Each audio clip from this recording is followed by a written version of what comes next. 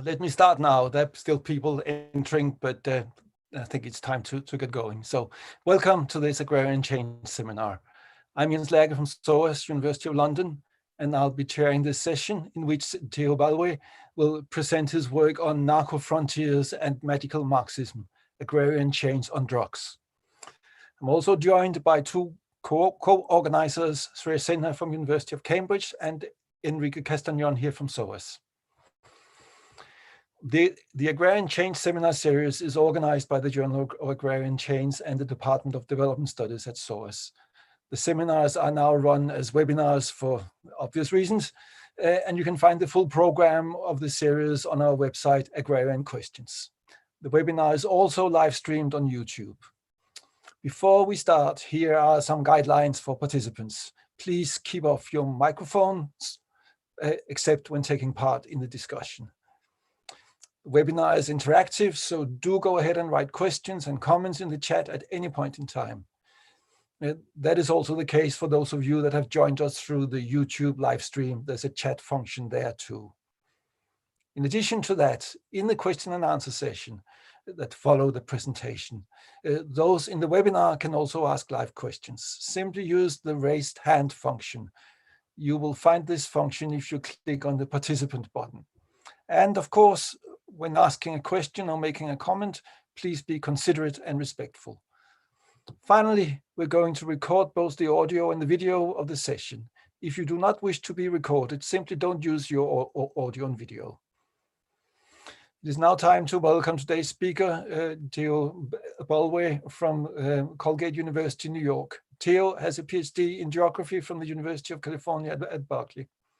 His overall research interests are the political ecology of violence and development in Latin America, with a particular focus on the role of natural resources and illicit political economic networks. His recent book, The Frontier Effects, State Formation and Violence in Colombia, was published by Cornell University Press earlier this year.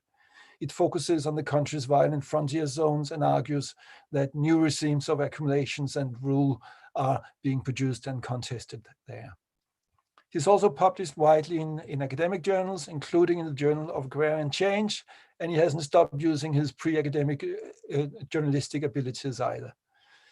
So it's with pleasure that I welcome Teo and his presentation on Narco-Frontiers and Magical Marxism, Agrarian Change on Drugs. And Teo, you will speak for 45 minutes approximately.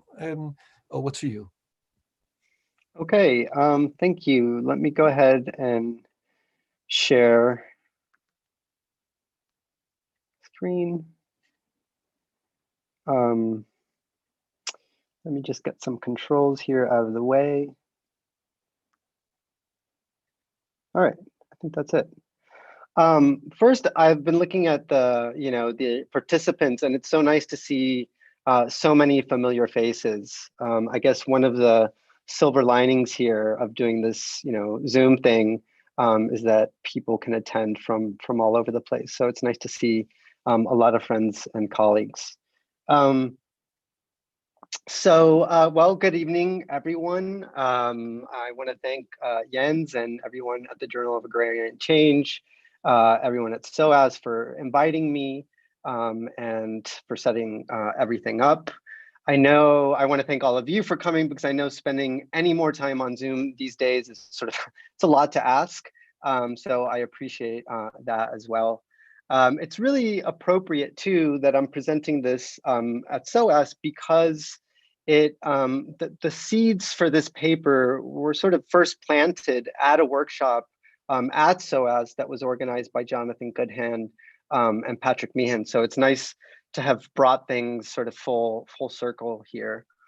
I've put up here this square that you see. I'm only going to leave it there for a little bit, but if you want to go full screen, you can you go to the view button and you click standard, you choose full screen, speaker mode, and then if you stretch my little video panel to this area, you can be assured that it won't cover anything up during the presentation. So if you want to do that, by all means.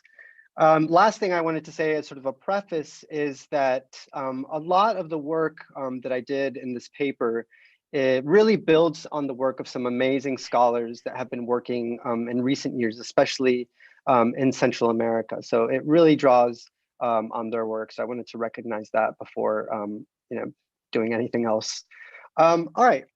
So what I'm presenting here, it's a bit of an experiment because on the one hand, it develops this narco-frontier concept. And in that sense, it's about identifying some recurring patterns around the way agrarian spaces are transformed by the drug trade and militarized efforts to suppress them. So, but the more experimental part is that it combines this theoretical analysis and my own ethnographic work with the stories of Gabriel García Márquez and once that he tells about this fictional village of Macondo. And Macondo is his crucible of magical realism.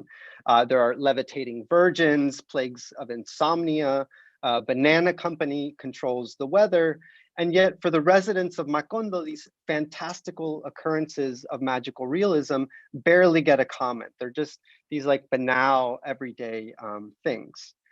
Instead, it's the forces of modernity and capitalism that are seen as supernatural and inexplicable. And he collectively named these forces a leaf storm, the leaf storm. And this is why you get some people saying that Garcia Marquez took Latin American dependency theory and turned it into an art form. I think this is also what makes him such a perceptive chronicler of frontiers. And being that frontiers are like the cutting edge of capitalism, they do have that sort of surreal quality to them. One way to think about the leaf storm is through the lens, and frontiers is through the lens of what Walter Benjamin, the Marxist philosopher, had to say about this painting by Paul Klee. Over and over again, Macondo falls victim to the same wreckage upon wreckage seen by Benjamin's angel of history, with its face turned towards the past and this violent storm caught in its wings. In both Urabá and Macondo, the leaf storm arrives in the form of a banana company, the banana industry. But in the case of Urabá, more recently, it's also wrapped up with and propelled by the drug trade. So here's my argument for today. Through the presence of illegal commodities, and in this case, cocaine specifically, frontier dynamics become all the more intensified. They take on even more sinister and violent forms. So narco-frontiers are these utterly contradictory spaces. Perceptions of statelessness coexist with hypermilitarization. The law gets suspended to quell lawlessness. Grinding poverty coincides with spectacular wealth. Gangsters turn philanthropists and governments become criminal. This is the narco-frontier. But these social spatial formations aren't unique to Colombia. Narco-frontiers also exist in Guatemala, and as Patrick and Jonathan can attest, Burma and Afghanistan, and even increasingly in parts of West Africa. Now, I recognize that all these places have their own local histories and variations, but they all share some strikingly consistent things. And what are these common patterns? Well, there's these 5 things. So as social spatial formations, narco-frontiers are produced out of the convergence of these 5 interrelated processes: uneven development, internal colonialism, war, and political violence, and by that I mean the conjoined forces of insurgency and counterinsurgency, narco-fueled dispossession, and what I call everyday state formations. And what I'm gonna walk you through here is these 5 dynamics in order, using the case of Urabá, this region in Northwest Colombia, where I've been doing a lot of work over the years. And I'll do this by telling you the story of Urabá and its parallel life with Macondo. Both places that I mentioned are banana enclaves, but Urabá is also a major site of cocaine production and export. So it puts out a significant amount of the world's cocaine supply.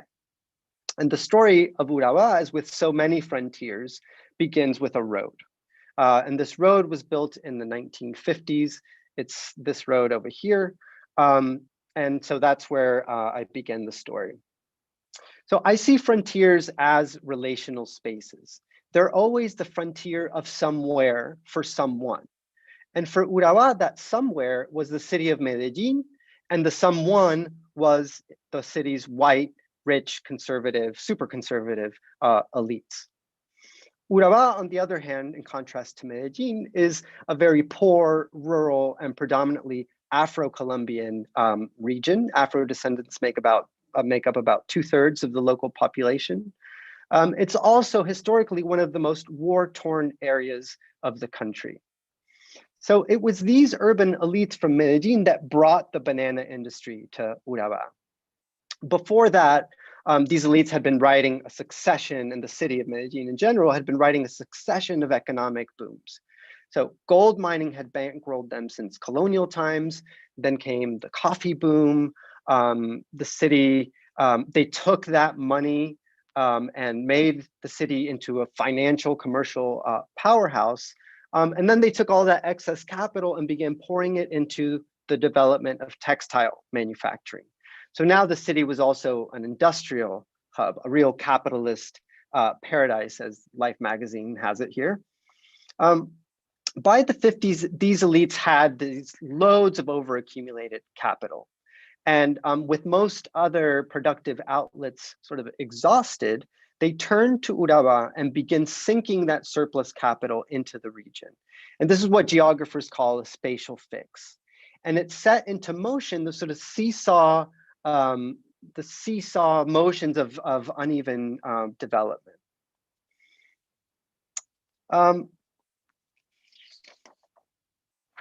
So at first, the influx of capital helps finish the construction of the highway, which you can see here, followed by a much larger spurt of capital and money that transformed the region into a banana export enclave sponsored by the infamous United Fruit Company. In the process, thousands of peasants are pushed off their lands.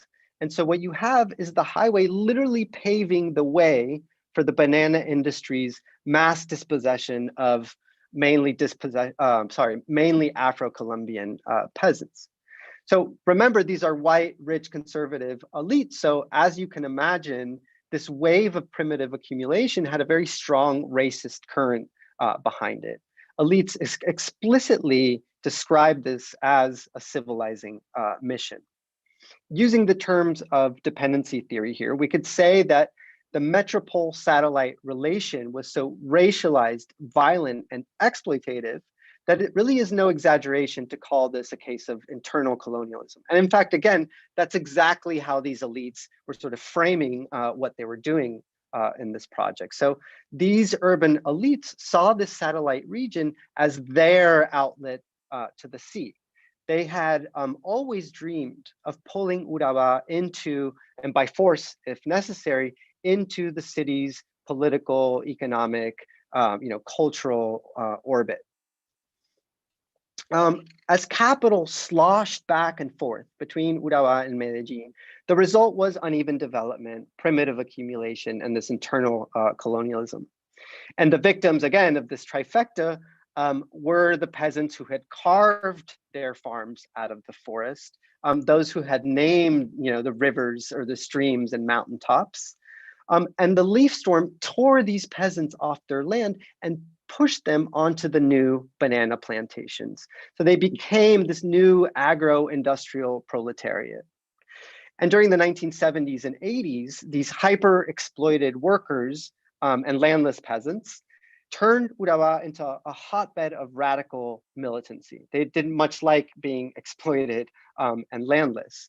And it was among these radical sectors that communist insurgencies with acronyms like the FARC, ELN, EPL started gaining a lot of traction in the region. So backed by the guerrillas, social militancy just exploded. There were work stoppages, labor strikes, general strikes, huge land occupations, and the guerrillas even sponsored land colonization, peasant land colonizations just beyond the property frontier. In response to all that militancy, a big-time counterinsurgency starts brewing in the wings. And just like Garcia Marquez's doomed protagonist, Colombia has faced a relentless history of wars and insurgencies. And no one can say really for sure how many, because it really depends on how you count. And here you have Garcia Marquez ironically sort of tallying up these serial tragedies. In Urabá, Colombia's real life cycles of violence have been utterly, utterly brutal, especially once counterinsurgency and drug trafficking become conflated in the 1980s. So up to now, this has been a sort of pretty standard frontier history. And it's important to sort of recognize because it's what lays, the ground, lays the roots for the drug trade to take root in the region. And drug trafficking gravitates to frontier zones because they are spaces in which the rule of law is already contested, where political authority is already in question, and where economic relations are already wrought by violence. In Urabá, as elsewhere in Colombia, what happened is that with the cocaine boom in the 1980s, drug traffickers, and especially those from the Medellin cartel, began shunting loads of cash into Urabá. They realized that rural land and agribusiness were perfect vehicles for land laundering, their drug profits. These activities provide all kinds of ways to disguise illegal money and sort of like wipe it clean. And buying up land was also a way of securing territorial control over drug routes. So once again, you have capital from Medellin, narco capital in this case, unleashing yet another wave of primitive accumulation. And these new elites were even more vicious than the old guard. And here's where the guerrillas make a fateful, huge mistake. They begin subjecting these new elites, the narcos, to the same kidnappings they had once reserved, for the old school rural oligarchy.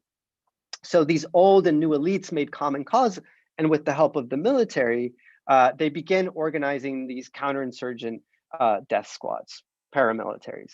So here's the complex political economic alliance between these, and this is like the international sign of complex, class alliances. This alliance emerged from that, paramilitaries.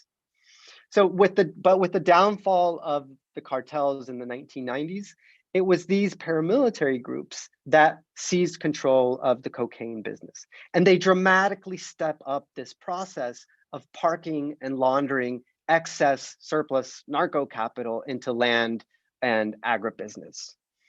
So these paramilitaries also teamed up with the state security forces and became the vanguard of a brutal counterinsurgency campaign.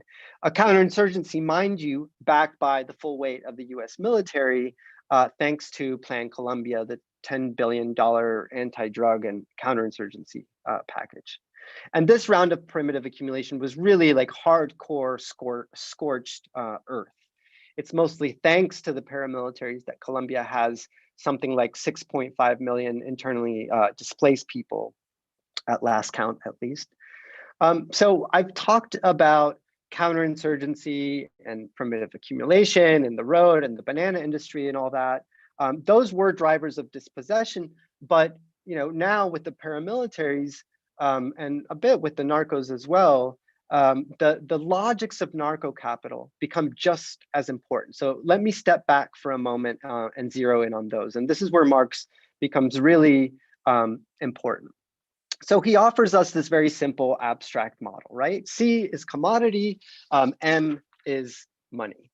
So in this case, he's representing the use value of a commodity. In this case, money is just an intermediate step for substituting one commodity for a qualitatively different one in order to satisfy some basic need. It's selling in order to buy. You sell a shirt to buy rice. That represents use value. But as we work our way toward exchange value, what you're ultimately doing is exchanging money for money. You're buying in order to sell. But there has to be a quantitative increment at the end, because you wouldn't buy a shirt for $1 and then just immediately turn around and sell it for the same dollar. You would just, save yourself the trouble and keep the original dollar, right? But here's capital. I hope this isn't in y'all's way. It is in mine, and I keep trying to take it away. But the people coming into the meeting keep popping it in, I guess. Anyway, here's capital. It's different. You're buying a commodity in order to resell it for more money.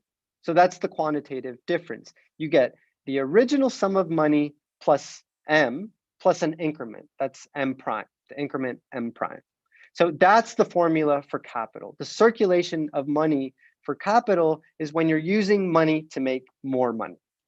Well, with the drug trade, that more money, the M prime, is way more money, like way more money.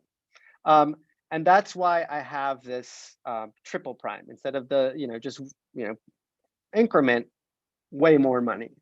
And just look at the numbers. So here you have a kilo of unrefined cocaine at the source being sold for $385. And by the time it hits the streets in, London, New York, or wherever, it's been, cut and diluted enough times and broken up into small packages to where you can, get as much as 122,000 for that kilo retail on the street. That's a 30,000% markup. So hence the triple prime. It's millions, right? But the problem is that without money laundering, those millions are useless. It's money you can't spend. Your way more money is effectively blocked. And that's what I mean here by these brackets. So the question becomes, how do you get rid of the brackets? Well, if you're a narco or a paramilitary, you turn to land and agribusiness. This ungodly formula is my narco capital formula. And I'll explain in a minute why you go from 3 to just 2 prime. So you're using money to make more money for narco capital. You're using money to make way more money, but that dirty money requires that extra step because it's blocked to make it, so you need to make it usable. And for the laundering to work its magic, that extra step over here has to be camouflaged through some kind of legal economic activity. And in Colombia's Narco-Frontiers, that legal activity is bananas, oil palm, rubber, teak, cattle. So you might be wondering now, what's the difference in practice, like on the ground, between narco capital and sort of good old fashioned capital? Or put differently, what's the difference between a commodity frontier and a narco frontier? So there's a few things. To begin with, you have literally truckloads of capital. It's a huge quantitative difference. And you not only have more of it, but it also requires this double, this double conversion 2-step process. And not just that, here's the real kicker. The real kicker is that more often than not, in money laundering, you actually get out less money than you put in. So you go from tons and tons of money to slightly less tons of money. That's why I have the 3 going to 2. Why? Because you don't care about the losses. You'll put your dirty money into a venture in which you only make 70 cents on the dollar, as long as it means that those 70 cents are now usable. You'll invest in land and agribusiness at a loss, as long as you drop the brackets. And my argument here is that these quantitative and qualitative differences make narco-capital's corresponding spatial ecological footprint more extensive and more intensive. What Marx allows us to understand is how the unique logics of narco-capital act as accelerants to the metabolism of capitalism. There's the quantitative way more money. There's the qualitative need for that 2-step conversion. And third, there's that way it can circulate at a loss. So as this kind of abstract formula, narco-capital looks all tidy and neat, right? But it's not as simple as that. There are all kinds of things happening at the same time that enable this formula. There's violence, there's what I call land laundering, there's state formation, and that's what I'm gonna go into now. But before I do, I wanna tell you about this guy. His name is Freddy Rendon. He's better known as El Aleman, the German. He's an infamous figure in the armed conflict. So for about a decade, he led one of the largest and bloodiest paramilitary groups in Colombia. And remember, paramilitaries don't just do the government's dirty work, it's dirty war. They're also the private armies of drug traffickers and landowners who usually are kind of one and the same people. In this context, you can also think of them as the violent enablers or enforcers of that narco-capital formula. It's their muscle and their ability to keep such a tight lid on these spaces that allows that formula to operate. So El Aleman tears through the region in the 90s and 2000s. There were massacres, beheadings, all kinds of really, really gruesome things that I don't have to get into. But this was scorched earth counterinsurgency. And agribusiness companies colluded with paramilitaries to steal poor peasants' land. And I'm just going to mention two brief cases. One is about what ended up being a 35,000 hectare oil palm plantation. This was communal land that belonged to Afro-Colombian communities. The second case of this narco land grabbing was a 22,000 hectare spread that companies turned into rubber and teak plantations. And in both cases, paramilitary operatives worked together to cover up the illicit origins of their land holdings. They devised all kinds of elaborate legal bureaucratic schemes to do this. And this is what I call land laundering. So the most emblematic case is what happened to this campesino or peasant named Lino Antonio Diaz. So in 1990, the government gives him title to 18 hectares of land. That's 1990. Then in 2000, at the height of paramilitary violence, Diaz supposedly files paperwork signed and with his fingerprint to extend his farm to almost 6,000 hectares. The justification was that the changing course of a river had enlarged his property by the improbable sum of almost 6,000 hectares. But impossible, but all right, whatever. Then that very same day, he turns around and sells the property to the Association of Small-Scale Oil Palm Growers of Urabá. On paper, this is a small, peasant cooperative. The only problem with this is that Diaz had been dead since 1995, 5 years before he signed and supposedly fingerprinted the transactions that took place. And eventually what the paramilitaries do, or the companies, is that they break up the land into smaller pieces. And sometimes the pieces go to private companies and sometimes they go to other campesino associations. And then they break them up even more. Most of the new cooperatives on this, or the cooperatives on this slide were fake. So, but paramilitaries did create a few of them. So a few of them did have actual members, and the paramilitaries used these cooperatives as a way of maintaining their loyal campesino communities and keeping them as a source of labor for the plantations. And breaking up the land like this is important because every new parcelized property gets a new registry number. So every time it gets broken up, this resets and wipes clean the property's registered history. So if you're a shady landowner, the more distance you can put between yourself and the original transaction, the harder you've made it for somebody to follow the paper trail. The other way that this happens, where to put this thing? Anyway, hopefully you guys don't see that. really annoying me. Sorry. Another way that this happens is, well, in money laundering, this is called smurfing. What you do is that you keep the size of the land small enough, the transactions small enough, hence smurfing, so that they fly beneath the radars of authorities. So you can accumulate huge amounts of land as long as that's sufficiently dispersed between among a series of front owners.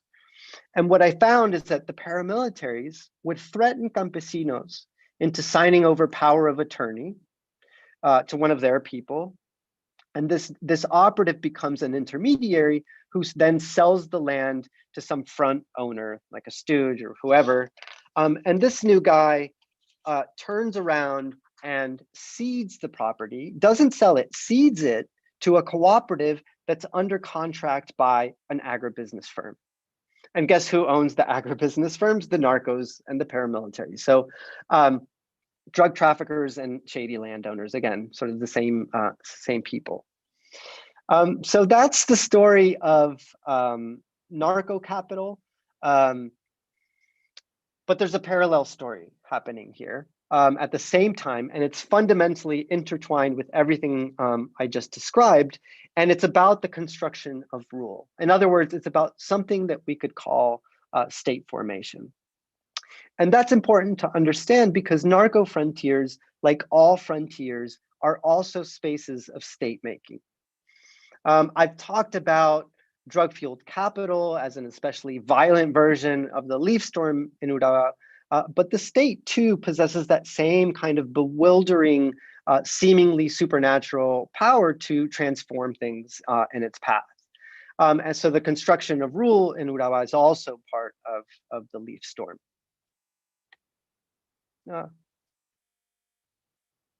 Sorry, this keeps coming up. Here we go. All right. But here's the thing. If you go to one of these war-torn areas of Colombia and ask almost anybody why it's faced such tremendous violence for so long, they'll tell you almost without fail that it's because of the absence of the state. That's verbatim, la ausencia del Estado. And it's kind of shocking because they won't mention things like crushing income inequality and poverty, the feudal-like concentration of land, political exclusion. No. According to most people, the real problem in these hotspots of violence is the absence of the state. And Colombians often describe these supposedly stateless areas as the forgotten regions.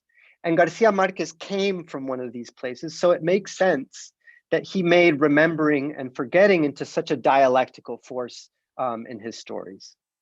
But his preferred metaphor for the oblivion and marginalization of places like Urabá and Latin America more broadly was solitude.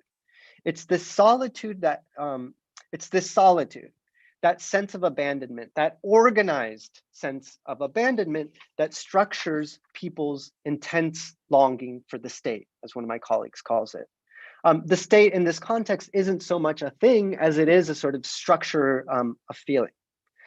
Now, I'm critical of this discourse of statelessness because it glosses over the persistence of all kinds of governmental structures. And Urabá is by no means stateless or ungoverned. But what I try to do is understand this claim of statelessness ethnographically and historically.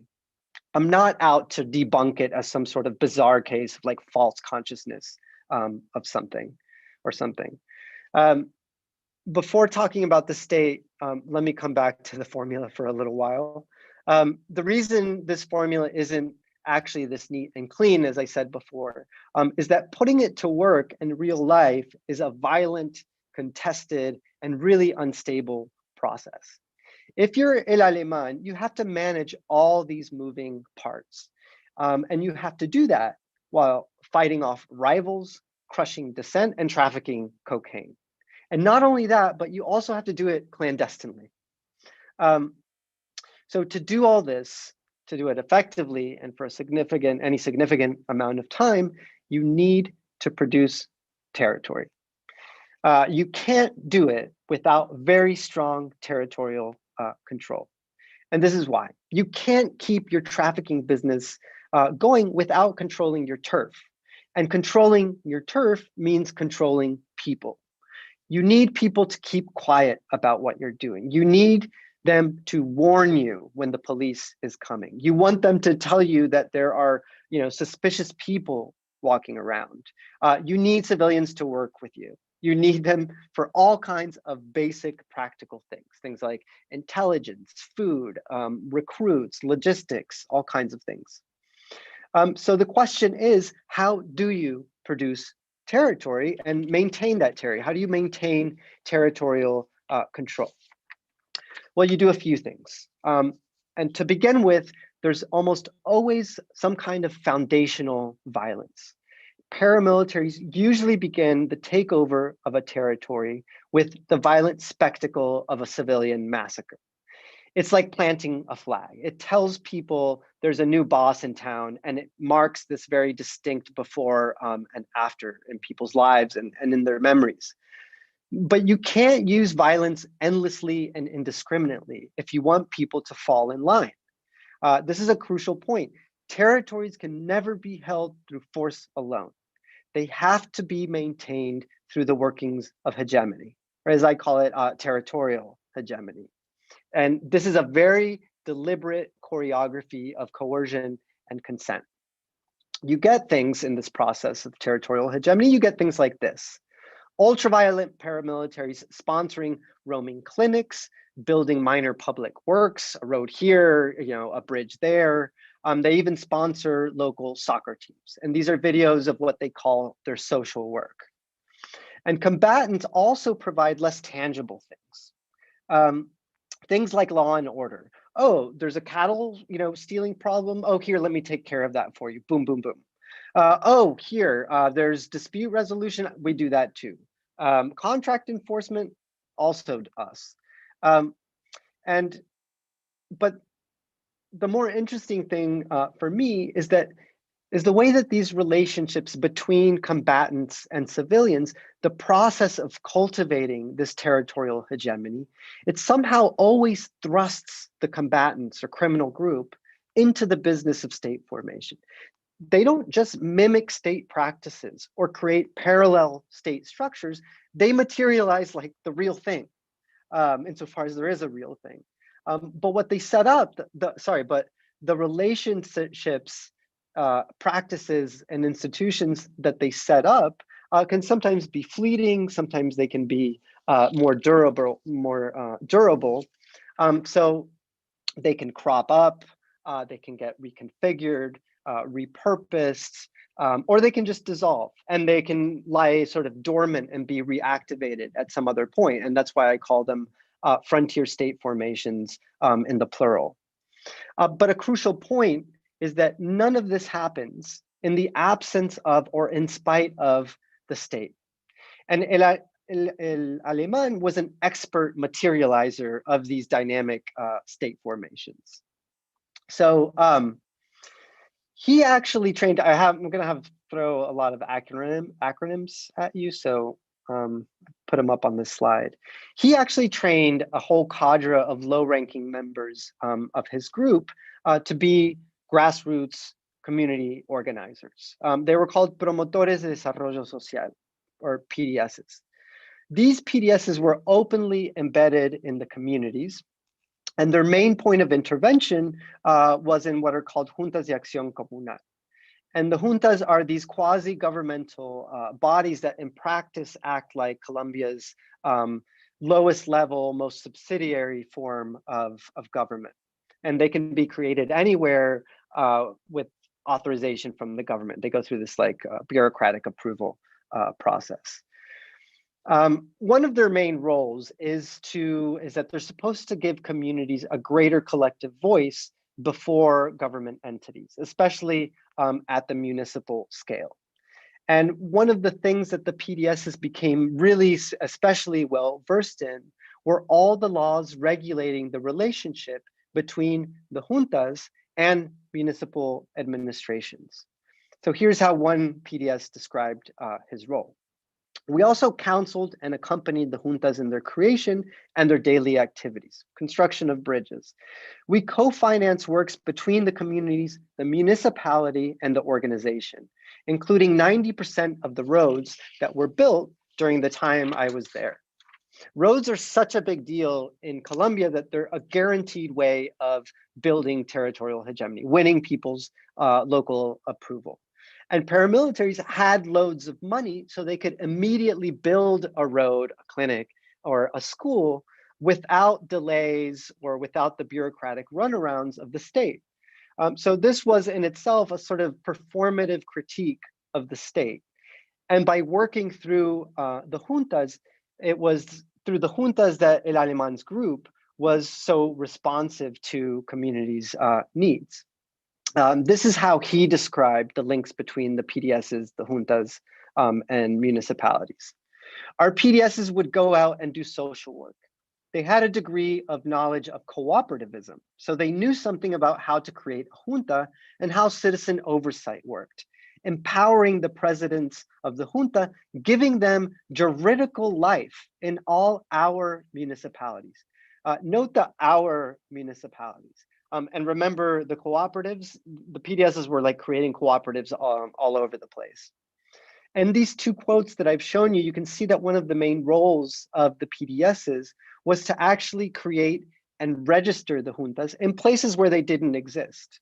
In effect, they were not only governing their territories through these institutions, they were also terraforming the state through these institutions. El Aleman made no distinction between his militia's territory and state space. For him, they were one and the same, our municipalities, as he put it. He also said, we trained leaders who carried out their work in the Juntas de Acción Comunal so that these leaders would then go out and become municipal council members, and so that they'd work for the communities in which combat operations had ended and a state presence was needed. So he rightly understood the juntas as the perfect site for stringing together the interests of local communities, municipal governments, and paramilitary control. And it's through these articulations that the juntas became the cornerstone of these frontier state formations. It was their way of making the state in a space, a frontier, in which it supposedly didn't exist. And as he explains, the juntas were also stepping stones for securing municipal offices, which, by the way, had just been opened up through a national decentralization process. In this video that I'm about to show you, you'll see one of El Aleman's handpicked candidates for mayor for one of the towns in Urabá, pledging his allegiance to the paramilitaries. Primero, elaborar el programa de gobierno, plan de desarrollo municipal y plan de ordenamiento territorial con todas las fuerzas vivas, gremios, juntas comunales, asociaciones y entidades del orden oficial y privados existentes en municipios. Segundo, gobernar con pluralismo, equidad y transparencia y no corrupción de conformidad con las políticas por la organización Autodefensas Campesinas, bloque Elmer Cárdenas. Tercero, los nombramientos de funcionarios a cargo público se basarán en presentación de la hoja de vida, perfil y aprobación de la Organización de Autodefensa Campesina, bloque Elmer Cárdenas. Cuarto, los proyectos que se presenten a las diferentes dependencias del orden departamental, nacional e internacional serán acordados con la Organización de Autodefensa Campesina, bloque Elmer. Un momentico. Con nombre y cédula. Nombre y cédula. Firma y cédula. Verdaderamente lleva la democracia en su sangre, no necesita que le den ni una empanada, un hijo que quiero votar. ¿Por qué? No, y cómo no van a marrón, no van a 8 días. Ah, que les pagan, no van a marrón, no van. Véalo bien, no me venga usted con esta carreta, lo bien. Lo que pasa es que usted le da mucha hambre. I love that, like, despite being this drug trafficking paramilitary group, they have letterhead. The voice that you heard off camera was that paramilitary operative that had power of attorney in one of those contracts I showed you. All right, well, finally, okay, here's where everything sort of comes together. what you're seeing in this slide is a representation of one of those configurations of rule that I'm calling frontier state formations. It's actually a scheme that Aleman and his group began implementing on the eve of their demobilization. In these corners, you have the stolen lands, you have the loyal campesino communities, you have the various cooperatives that they founded, you have the local governing junta, which is actually overseen by the PDSs, and you have the juntas interfacing with the captured municipal administrations here in the center. And actually coordinating all of this was an NGO called Aso Común, which was secretly run by Aleman's brother. And the government actually, the national government actually contracted the NGO to run those teak and rubber projects with those, quote unquote, cooperatives. The contract was for an illicit crop substitution program backed by USAID, the UN, and this government national forestry program called Guardabosques. Aleman called it a project for a social alternative. I would call it a program for consolidating territorial control, and by extension, a state building project. And that's pretty much exactly how Aleman understood it too. As he says here, the goal is also that the state arrives, and not just with police and soldiers, but for all the state to arrive in those far off regions of our national geography, with health, with education, so that our campesinos finally know the state, know what the state actually is. And years later, I was during an interview, I was able to ask him about this project, and his response was really surprising, or maybe not so surprising, I don't know. He framed the PASO, this project, as an ambitious, forward-looking, post-conflict development program. Despite being on stolen lands, he also even described it as a vehicle for reconciliation. So I'm going to play some audio from that interview, and it's just audio. But at one point he pauses and he says, Familia Rodolfo, Proyecto Paso. Y ahora se lo voy a pegar con un término que seguramente usted escucha que se llama resiliencia. La resiliencia es, ¿sabes qué resiliencia es? Es como aquel que ha padecido mucho, o sea, una situación muy difícil en su vida, pero dejó de ser víctima o hizo un alto en el camino y dijo, bueno, ya lo que pasó, pasó, voy a dar el paso hacia adelante, me voy a liberar. I just wanted to play that clip for you because you can see just how cued in they are to like the latest development speak, resilience, right? It's like they sit around reading World Bank reports. The discourse of resilience is all over the place in development reports, and especially when they're about things like institution building, good governance, and the rule of law. And in a twisted way, that's exactly what Aleman was doing. And that's why in a different paper, I call this resilience as organized crime. So just, I'm closing here. As I've tried to show, state building doesn't always necessarily result in peace building. In this case, what you have is a violent criminal group being thrust into the role of state maker through the inherent social dynamics of territorial control. And none of this is anathema to projects of capitalist development and liberal rule. As I said before, the processes I've described actually worked through the formal structures and practices of the state, not in spite of them.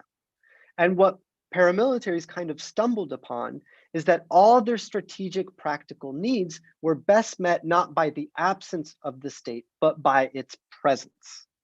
And last thing here, I just want to close by saying that what I'm offering here, it's not a typology or a definition of narco-frontiers. it's an analytical framework. It's something that can help us think across different cases. It can help us see why these spaces look the way that they do. It's about enabling a better understanding of why the drug trade is such a violent and dramatic catalyst for agrarian change. Thanks. I will stop sharing. Thank you very much, Teo. That was really an interesting presentation. I certainly loved it, and it had to be an interesting presentation given the title you've given us. But I think it lived up to it very much. So excellent. We now move on to the discussion, the Q&A part of the session, and so I will ask anyone who would like to put a question to you or comment to you to either write it in one of the two chats we have, or for those who are on the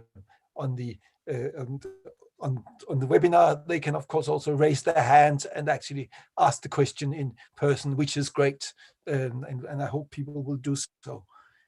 I can see there are many people here that know much more about the topic and about Colombia than I can claim to do. So I will keep it brief, but let me just say a couple of things and ask you a question to kick it off. Now, you ended up with state formation, and clearly that is hugely interesting. I'll not ask about that. I mean, that it's sort of the whole idea of it's really Olson, a Marxian version of Olson, from the rowing to the stationary bandit and accumulation but that's hugely interesting. But my questions and just one more comment. I really enjoyed the idea of magical Marxism. I'm not sure whether what you do is magical Marxism, whether it is that you do Marxism on what others present in a magical way. So maybe you deconstruct the magic into something more prosaic. But that's again, that is not really my question. My question relates to the agrarian change. I thought I should ask that question to get to the core of our seminar series here. Now, so clearly there is American or agrarian change on drugs here. That's very clear, and it involves dispossession of peasants for plantations of sorts, and that so it creates different realities on the ground. And you talked about loyal campesino communities, but whether that was magical realism or reality, I'm not totally sure. But in that, I noticed two things. I noticed that you didn't use the term primitive accumulation. And I thought that was interesting. I'm personally glad that you didn't, because I wouldn't have used it either, because it's all within what transformation from one type of capitalism to another is in the agrarian setting, as far as I could see. But I just wondered, what is your reason for not using that term? Is it just coincidence, or are there reasons why you chose not to frame this in relation to primitive accumulation? And my other question is with regard to class. So what is the class outcomes of this? What happens to the dispossessed peasantry? What is the class structure? You seem that the drug cartels and the old elites are quite intermeshed, but what happens on the ground to the class relations there? So if we can start by that, then there'll be other questions. I can see there already are some, but start by that, and then I'll take it from there and put questions, or ask people to put their questions to you. Thanks. Okay. Yeah. So you'll manage the chats, and we've got three people doing that. Shreya, oh, great. Okay. And Enrique, and to some extent myself will as well. Thanks. Good. Yeah. So primitive accumulation, I think I do. Maybe I didn't mention it, but I do find it a useful concept in this case, because it's sort of like I mean, it's sort of textbook. You know, you're throwing people off their land, taking away their basic means of reproducing themselves, forcing them into a wage relation on the plantations. And so in that sense, it's almost like the sort of classical version of primitive accumulation, but I also see it as this sort of recursive process. And it's a spatial process too, because as the frontier shifts, it keeps dispossessing the campesinos who are there sort of on the fringe, cutting their way into the forest.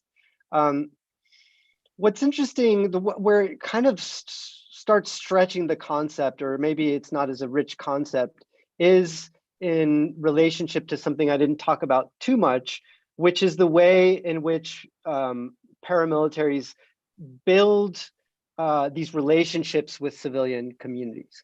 So by and large, they just throw people off their land.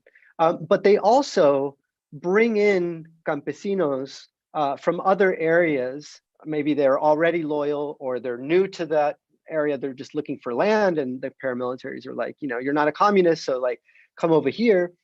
And that's a very different thing. You know, that's, I don't know what to call that, but it is this sort of client-patron relationship. But they're also the campesinos. One of the interesting things in my research that I found is that the campesinos aren't like, even those client campesinos are not these powerless pawns, right? And they have a certain amount of power, which sort of is inherent, because, you know, why do you need someone's support if they don't have a, you know, at least some degree of power? But anyway, so they like demand things of the paramilitaries. They get, you know, mad at them sometimes and take it up with like top commander. There are ways in which they sort of push back on those relationships. So it's not totally, you know, flat. So yeah, I don't know. It's a stretch in some cases, primitive accumulation.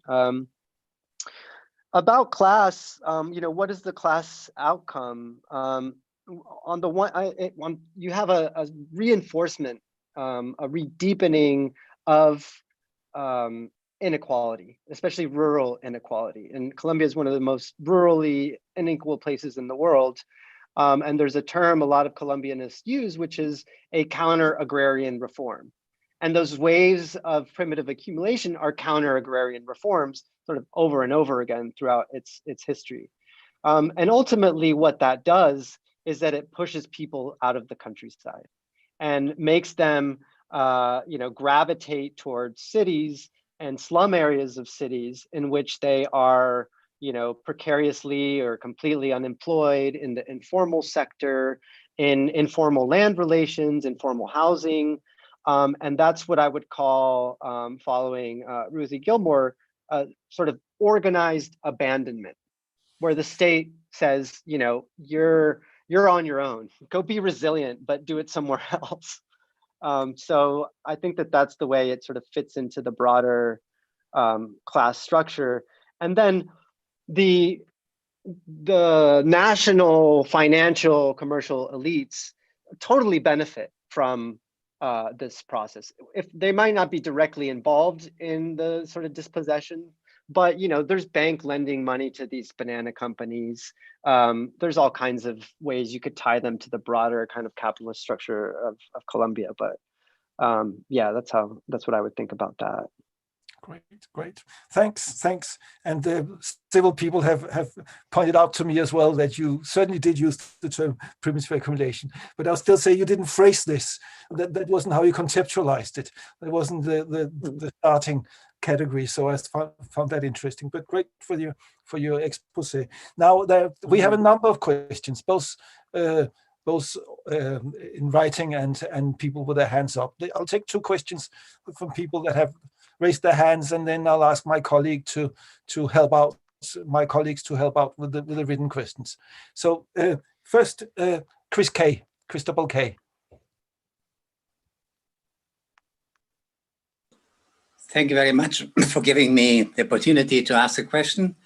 An excellent presentation, magnificent, engaging, and I want to explore with you a bit more the concept of the narco-frontier, because of course coca cultivation and drug-fueled capital accumulation takes place in various locations of Colombia, and many of them are not frontier regions. So my question goes really to what's specific about these narco-frontier regions, because you get uneven development in other areas of Colombia, you get internal colonialism, you get counterinsurgency, you get narco-fueled dispossession, and you get also state formation. It seems to me from the story you told, the very specific character of these narco-frontiers is really this idea of this grassroots way of building state formation.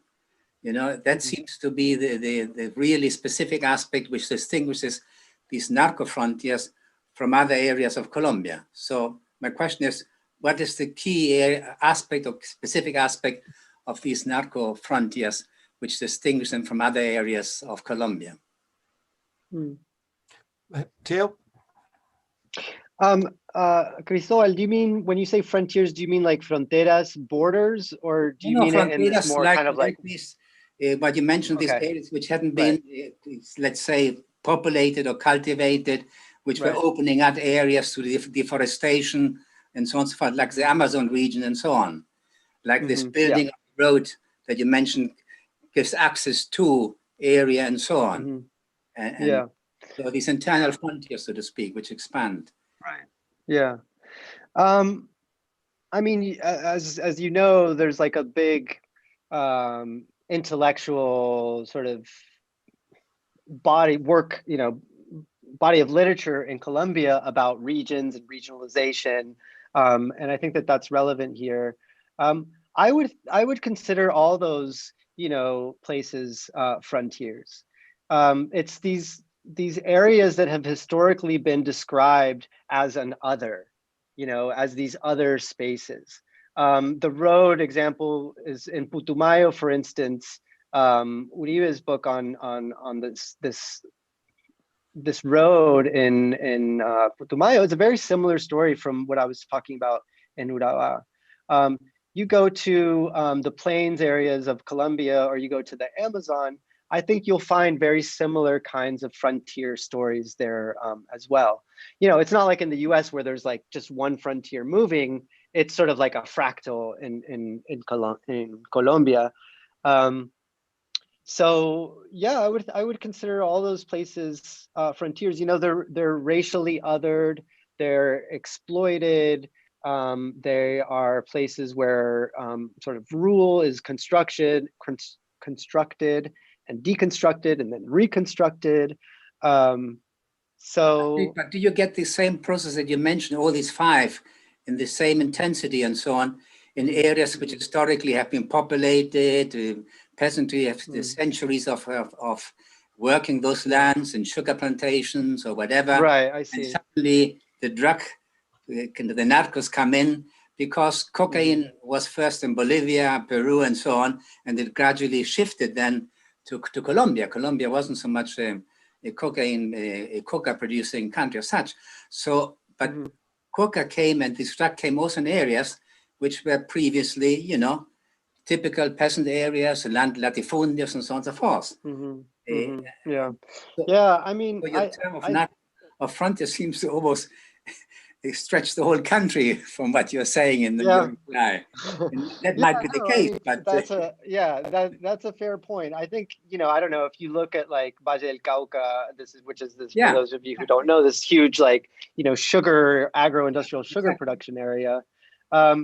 I guess it's done its work already, it's already happened there. And that goes back to those class structures that Jez was asking about. In a way, it's done there. It's not recursive. It's sort of, it's reached its maximum expression, I guess, into where the point in which the illicit goes legal, the illicit goes mainstream. It gets sort of laundered in a larger scheme of things. But yeah, it's it can be sort of a fuzzy thing that can be everywhere and nowhere, I guess. So yeah, I have to think about that. Okay, thank you.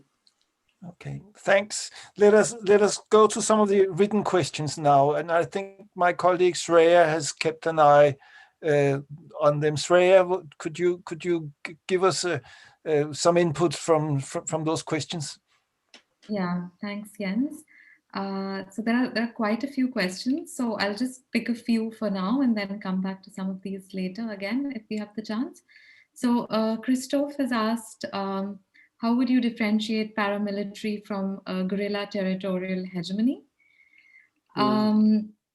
David has asked, researchers have found that in specific contexts, criminal governance can be not a substitute but a complement to state governance.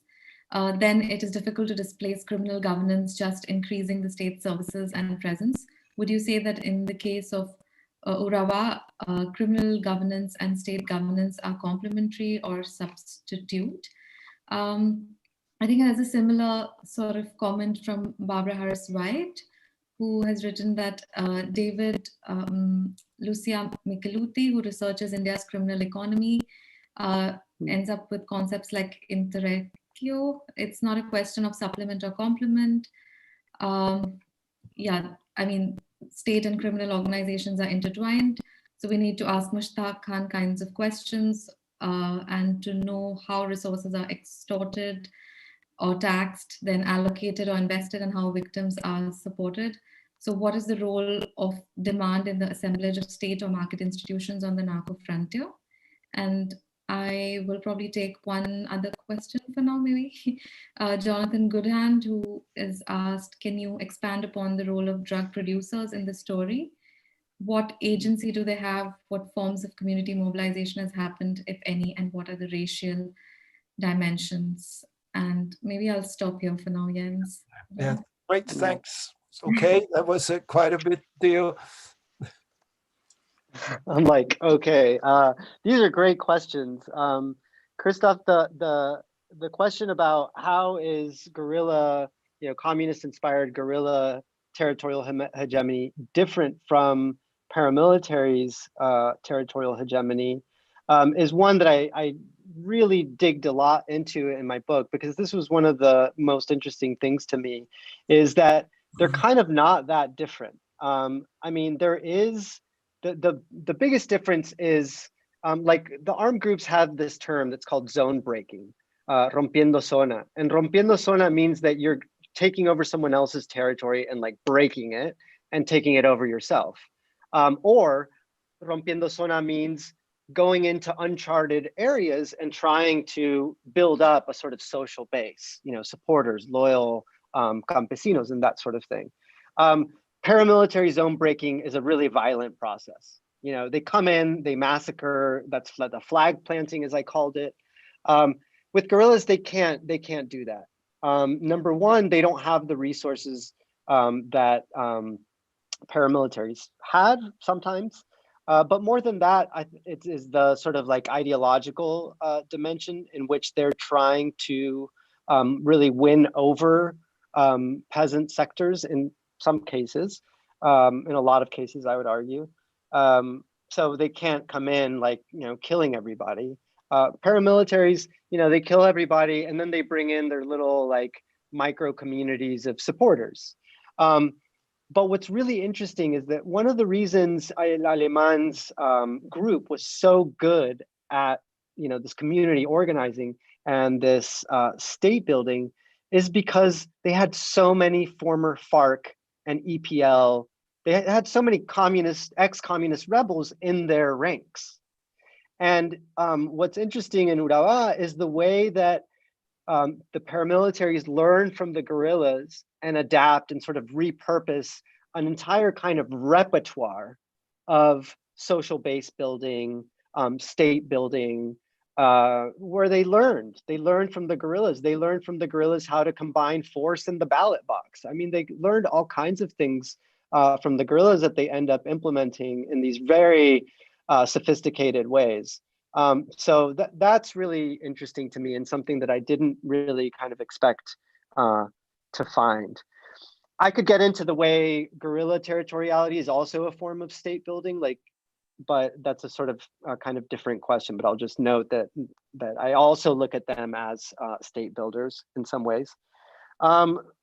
David, yeah, criminal governance is completely complementary to what I would call, liberal rule, projects of liberal rule. There's no real contradiction between those, and I think that El Aleman sort of, and all that they did sort of proves that. But there's a thing that I'm interested in that's sort of related, I think, to Barbara's question, which I'm not sure if I fully grasped. And that's that, there are a lot of people who talk about state capture and the way in which the state is captured and reconfigured. Whereas what I'm really talking about is the way in which people think that they are creating or interacting with the state in some way. So it's a much more kind of ethnographic view of the state rather than this thing that gets kind of occupied, taken over and then reconfigured and then it does something else. So it's more of a sort of bottom-up view of state building in that way. And I think that that's one of the reasons it lends itself so easily to its kind of integration with criminal economies. And then the fact that paramilitaries are paramilitaries. They were the vanguard of counterinsurgency. They worked with the state in every which way, and most of all militarily. So, calling paramilitaries a non-state armed actor, as some people do, I think is like really misleading, because they're not non-state. And then Jonathan, the agency of producers, Urabá isn't a huge coca production zone between, for those of you who know Colombia, more on the border with Córdoba and Antioquia is where there has been historically more coca production. But in other parts of Colombia, and people have written about this, the coca growers have quite a lot of agency vis-a-vis the armed groups. So they're not, as I said before, they're not complete, pawns of the armed groups, despite it being a very imbalanced power relation, obviously.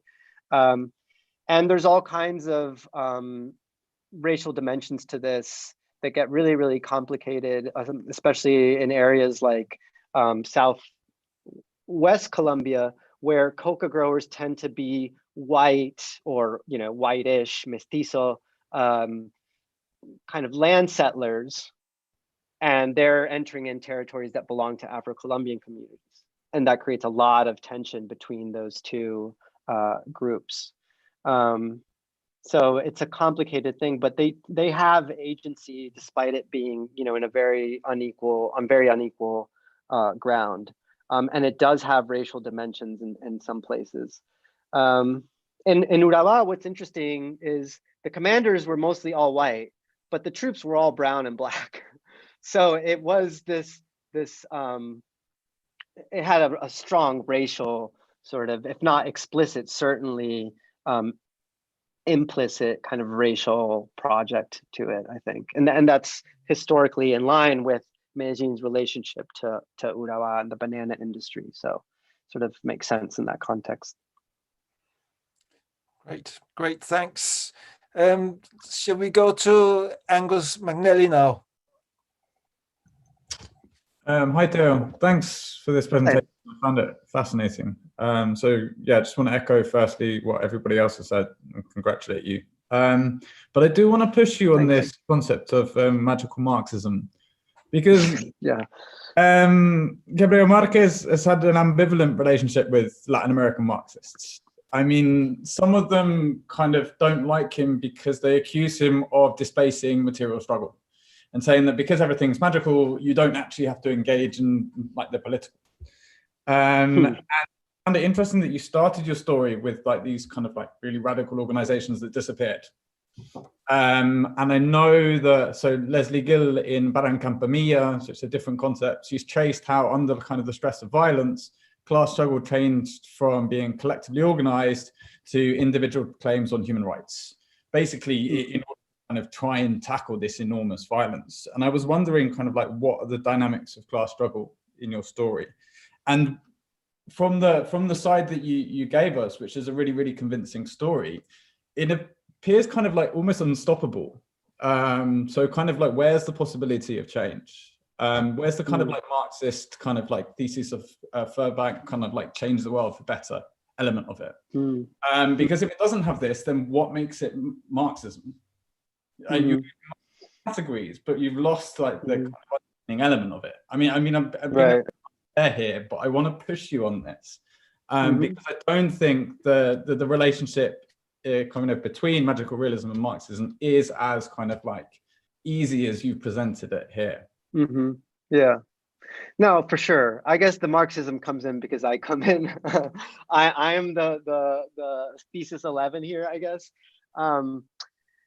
Yeah, magical Marxism. I mean, there was a book written by Andy Merrifield that's called Magical Marxism. I use it very differently, but he does use Garcia Marquez, and the book is this much more sort of affirmative kind of Marxist argument. You know, it is this more kind of programmatic Marxism of like, you know, well, I'm like me, Teo. I'm just analyzing the world. Merrifield's book is like trying to change it, I guess, to put it in those terms. Yeah, I mean, this, like I said, it's a bit of an experiment. It works in some cases. It doesn't work so good in other cases. In some ways, it was like I just liked the idea, and I guess in that way, it's a little bit of not branding, because I'm trying seriously to do it, but it is this sort of, it's experimental, you know. It kind of drops out of the story entirely in some places, and then you know, I pop it back up. So it is a very uneven thing. Unlike the Narco-Frontiers idea, magical Marxism in this context, it's not like it's not analytical, and I recognize that. You know, it's I don't know what it does for my story other than, you know, adding a narrative sort of flair to it. If anyone has ideas contrary to that think it actually does something to the story, I'd love to hear you support my argument. The class thing in Urabá, I mean, I guess everyone who works in Colombia is always like, oh, it's so complicated. But it is really complicated, partly because you have these communist-inspired insurgencies and social movements that, on the one hand, get completely smashed by counterinsurgency. I mean, systematically killed off. And then the two biggest rebel groups, the EPL, which is began as a Maoist, but then, you know, corrected, as they said, their ideology, and then the FARC, which is more Marxist-Leninist, killed each other too, and much more in some cases than what paramilitaries did. And so the left was fighting over Urabá, and I talk a lot about this in my book as well. They were fighting each other for Urabá as well. And so the labor movement, which was really strong in Urabá, that made these huge victories, gets completely smashed, not just by the paramilitaries, but also because of this, you know, internecine leftist sort of struggles. And because of the weakenedness of the labor movement, the banana industry just co-ops the labor unions completely. And so now they're like, you know, their company, I forget what it's called, like social unionism or whatever, this like watered down, let's work together kind of thing with the company.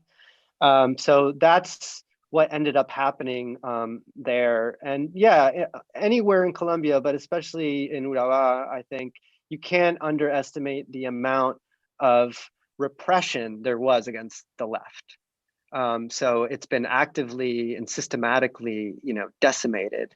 So yeah, I mean, I look at Urabá today and I don't see a lot of very, you know, the sort of magical Marxist thing of like, you know, change the world.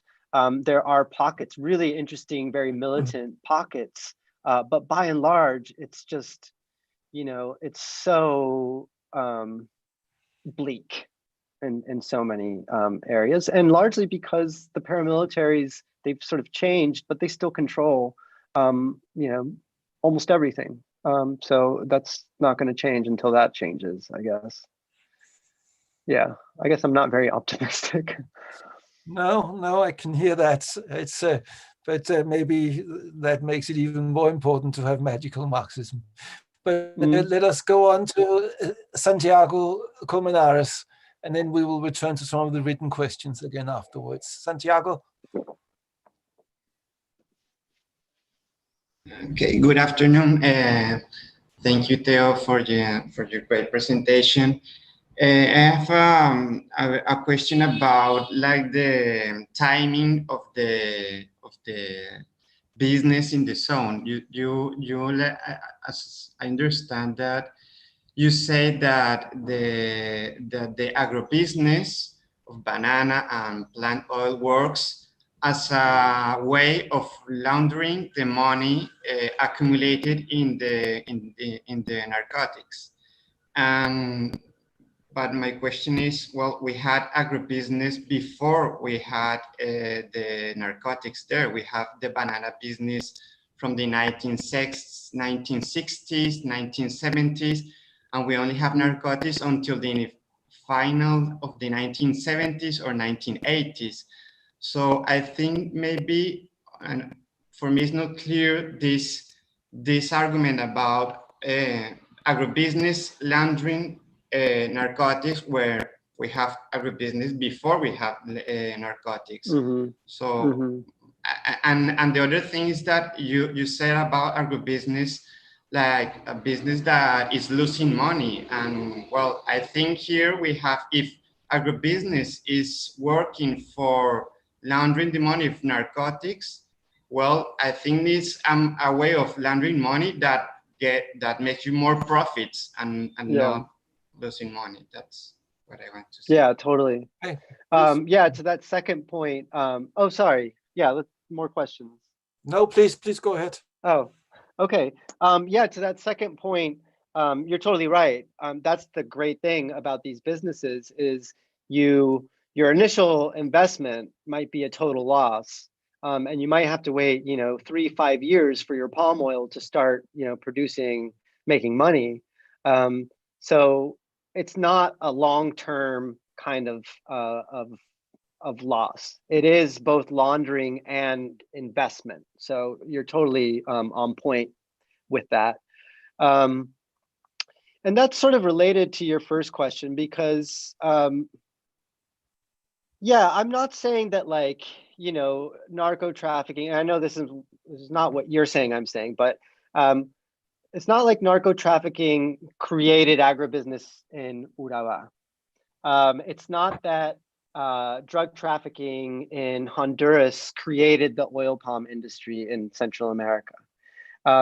But you can look at particular places. And this is much clearer through the research of my Central American colleagues, where they work in Honduras and Guatemala, where they have essentially mapped deforestation, drug trafficking, and agribusiness.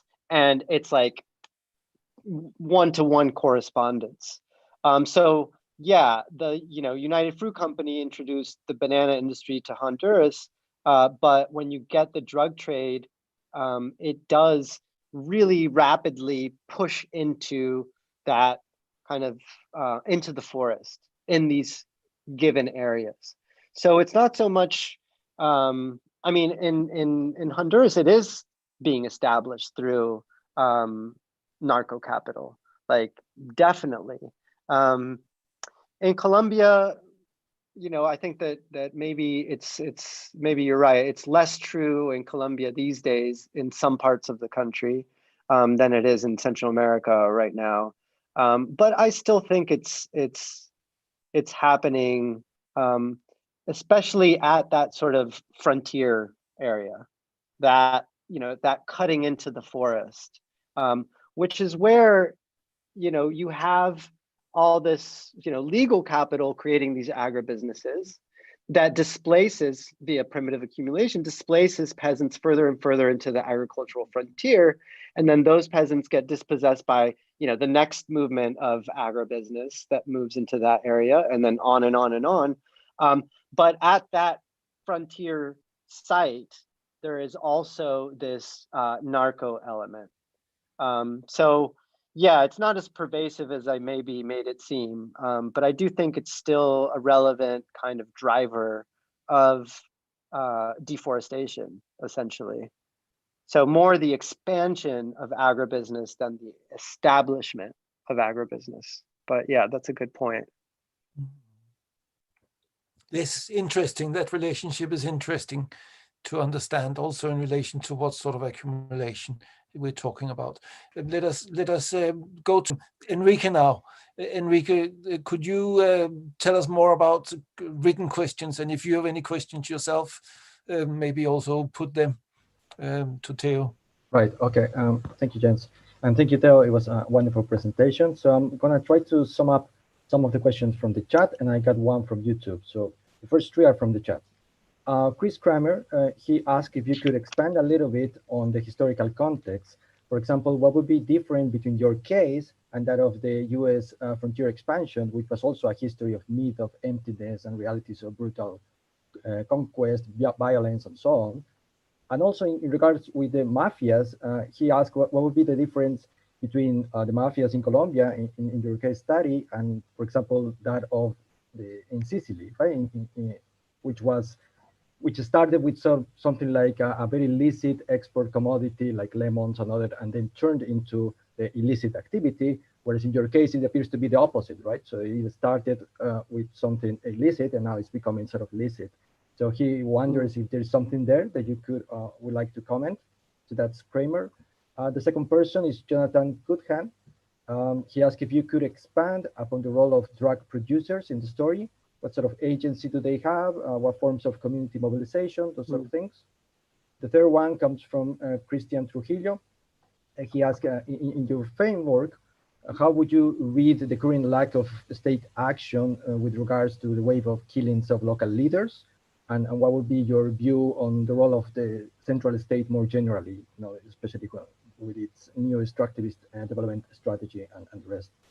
And finally, Luis Castillo on YouTube, he asked, in the nexus between paramilitaries and social sectors, if you found a difference between how they engage with elites, that is banana, narcos, ranchers, and so on, and with subordinate groups, coca growers, banana workers, and the rest, if you found a difference there. And if I may very quickly, my own question, I wonder whether there is an issue of ethnic identity there as well in the production of the territory in Unurabá. I mean, if the project includes the promotion of certain local, regional identities, such as Urobañeños or something like that, I found that this sense of belonging to a particular territory seems to be integral and constitutive of these processes. So I just wonder if that is also the case in Colombia. Thank you. Great, yeah, all great questions. Chris, hi Chris. Yeah, what's the difference with other kinds of frontier stories? I'm sure you can look at any frontier and find illegality all over the place. Like, these spaces do not get produced outside of what is at least looked upon by centralized forms of authority and power as illegal, right? So all kinds of illegal things happening when the United States pushed further and further into the West. With the Sicilian mafia, it's interesting because I was listening to the question, and I thought, okay, well, yeah, lemons and whatnot, but ultimately what they are doing is protection, which is sort of different than with the commodity as protection. It's more of a service, right? Whereas with cocaine, maybe that matters. I'm not sure. Maybe it doesn't. In both cases, I think that the closest part of the comparison is the way in which paramilitaries and mafiosi are brokers of power, political power brokers. And that relates to the question about the central state, the national central government.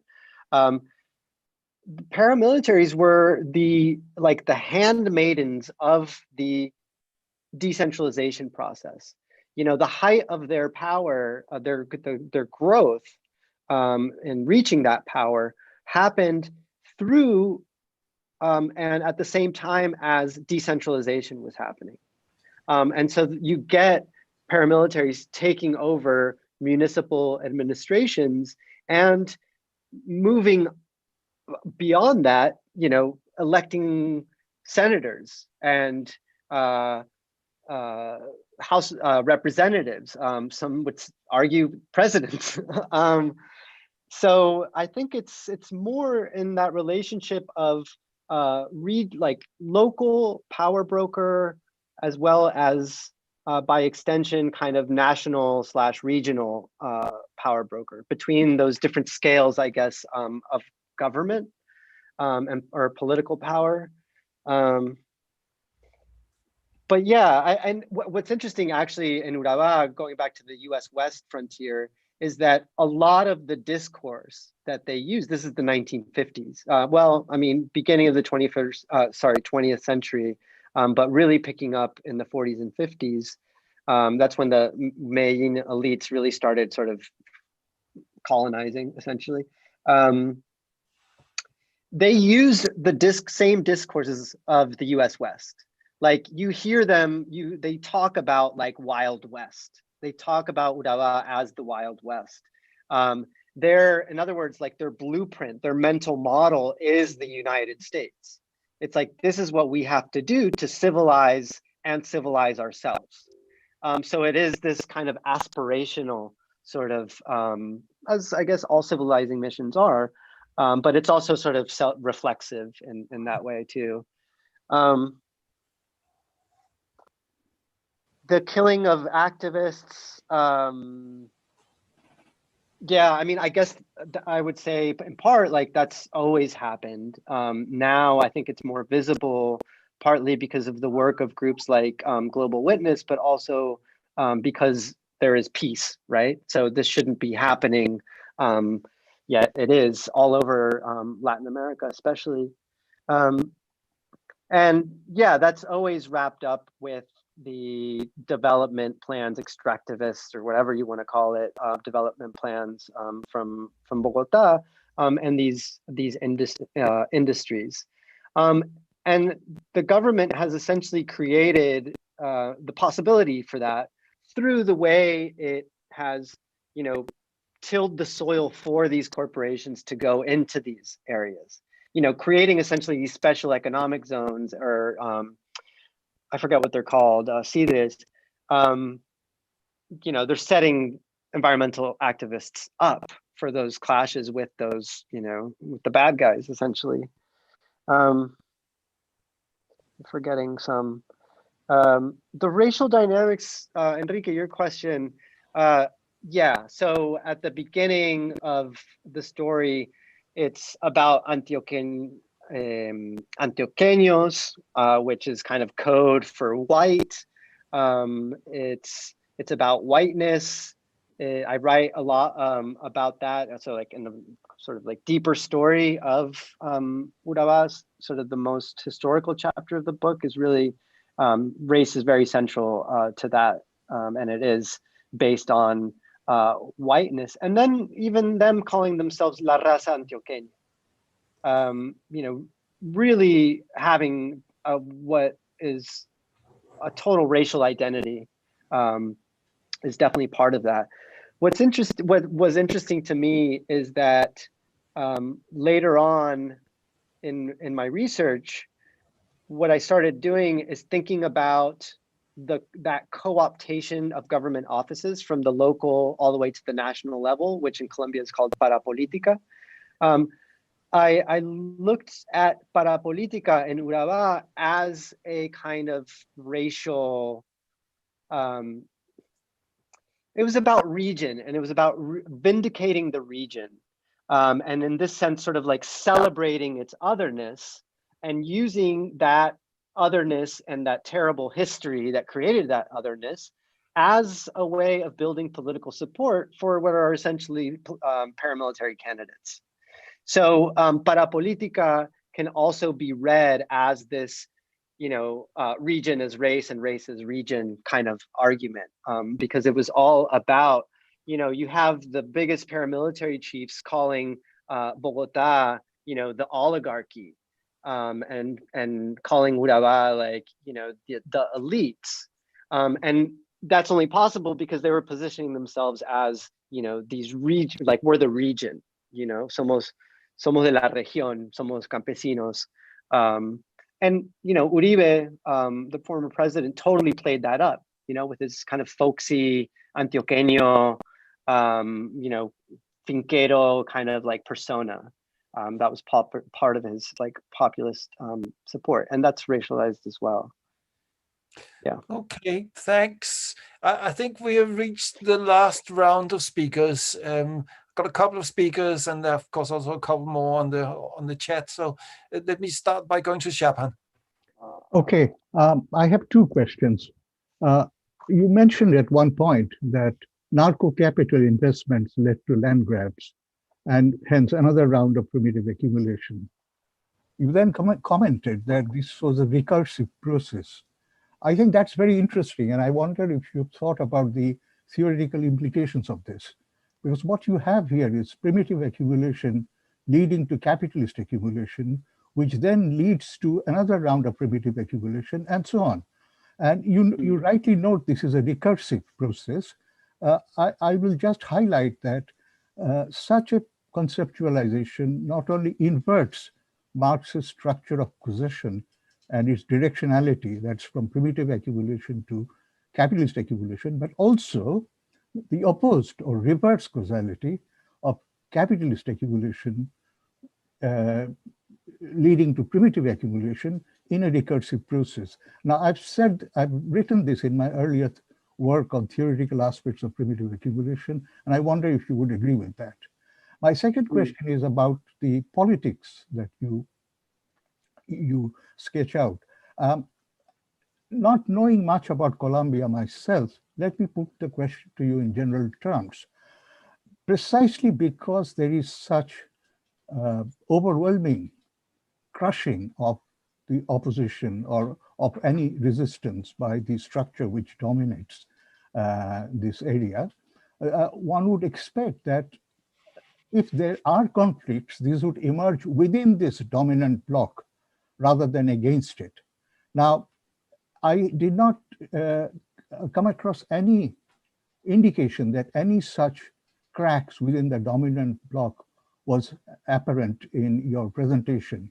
But from my own research, what I have found is it can be very different. Let me give you a hypothetical example.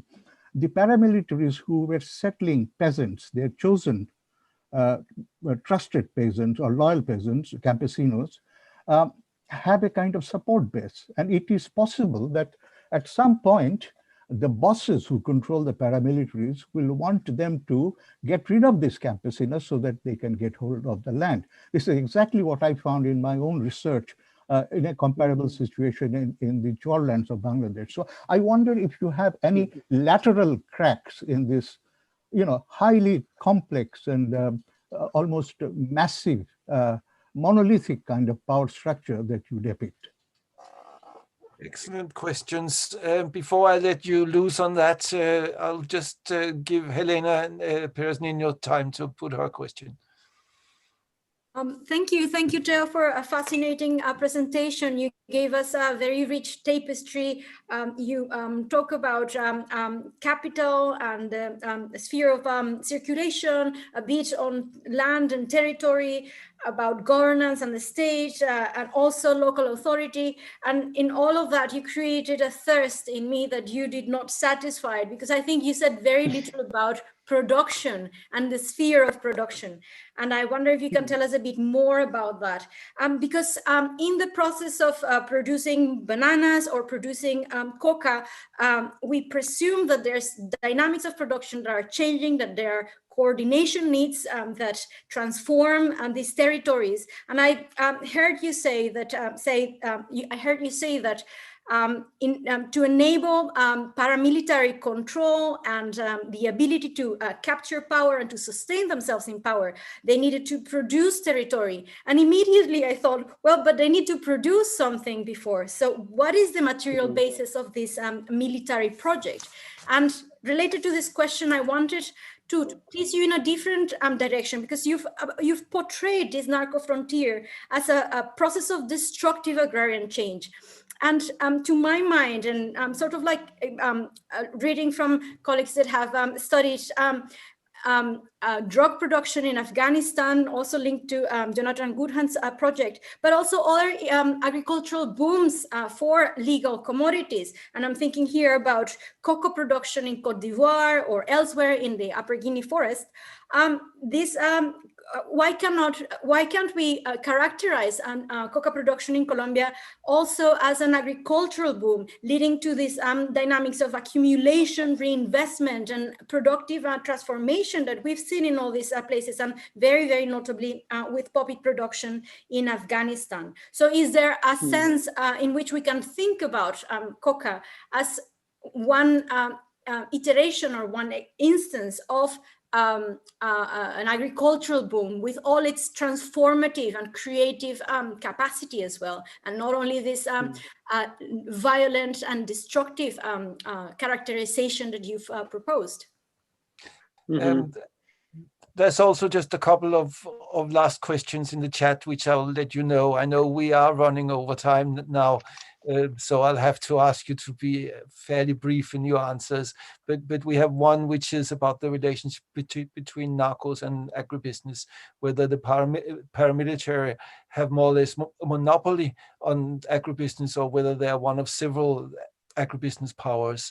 And there's a quick question on what do you think of when do you use the term racial capitalism in relation to what you are looking at.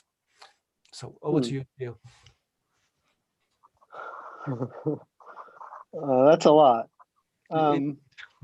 These are all really good questions, and they really are really stimulating. And I'm like, oh yeah, that's, makes me think of this and makes me think of this.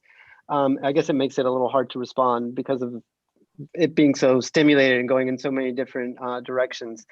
Thank you all for your compliments too. I appreciate it. I guess so. Primitive accumulation.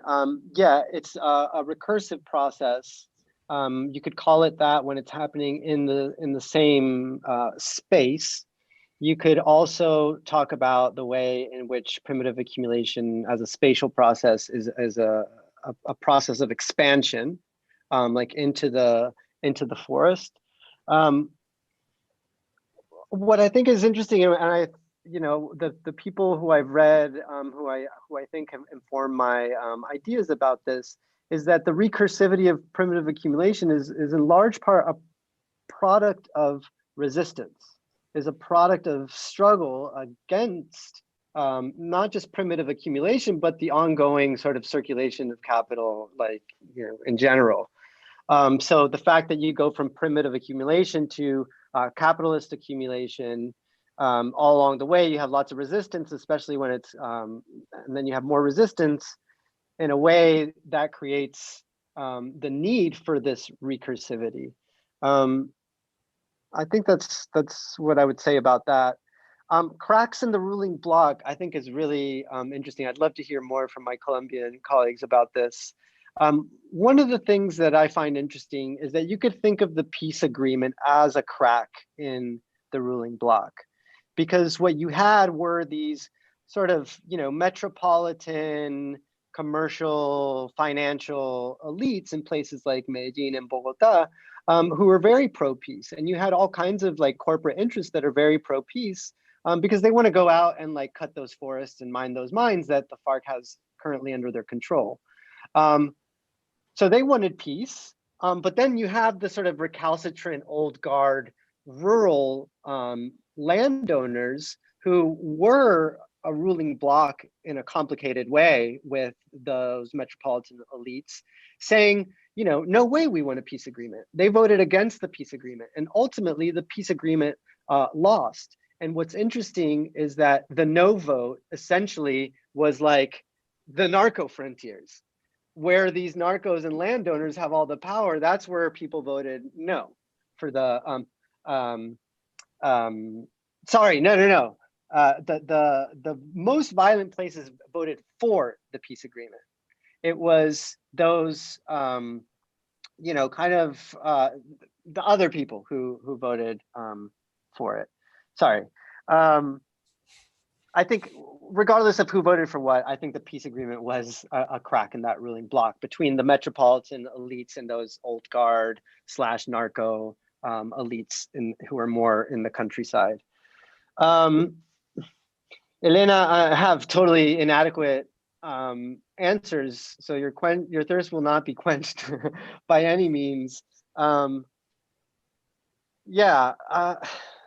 Production, this is, you know, a banana production zone. There's also plátano, plantains. It's turned into quite an important, there's like, you know, teak and rubber I talked about as well. And so there are some of those activities that are a bit more, I mean, they're all production, right? But I think some of them require a lot more labor than others. And I think that for me, that's, I guess, where production matters, is in the way it organizes labor differently in different places. The coca, I guess, is, I mean, there's a way in which coca is like the vanguard. Coca, you know, comes in, it's mostly small farmers. They might clear a patch of forest and start growing coca. They're the ones that then get sort of thrown out once the land has been cleared and becomes, you know, attractive. Maybe there's a road that gets built nearby. And then those farms become, you know, palm oil or, you know, what have you. So I do see like the illicit as being kind of conditions and possibility for the expansion of those legal crops. Not always, as I was saying in a different answer. But yeah, I'd have to think about the production question a lot more. I forget what the fourth question was. Something about paramilitaries. I forget. Racial capitalism. Yeah, that's not a concept I use in my in the book or that I've used in my work in the past. It's certainly you know, it's become much more popular in recent years, and I've read a lot more about it since the book. So it could totally be analyzed, certainly. I mean, as almost any economy through that lens in really productive ways. And that goes back to the production question and race, because production in Urabá is very racialized. When they created the banana industry, the lowest ranking workers were Afro-descendant, and you had the you know, the bosses called them black shovels because they were the ones that dug the ditches, whereas you had lighter skinned or mestizo workers doing some of the other kind of work. And you had, like, you know, the bosses in Medellin being white, and then you had the local administrador being sort of more mestizo, and then on down the labor hierarchy. It was very kind of racially hierarchical in that sense. Yeah. Yeah, I guess that's it. I don't remember the paramilitaries question. I think that is fine. I think we have reached a natural point of finishing. Thanks a lot for for presenting and for being alert enough to answer all these questions that were thrown at you, and really for us to having a great session as a result of that. It was a pleasure. So thanks to you. Thanks to everyone who've taken part and asked questions or just been part of it. And we hope to see you back in January when we start our next round of Agrarian Change webinars. But for today, I think it's the only thing that's left is for me and the team to say once more, thanks to Teo. It was a pleasure, and I wish, as I always say, that we could all clap, and I can see some people are actually. Oh yeah, I appreciate it. Thank you very much for the invitation and for all your engagement, everyone. So you're troopers for staying on Zoom this long. Thank you so much. Thank you. So we will close down the session now.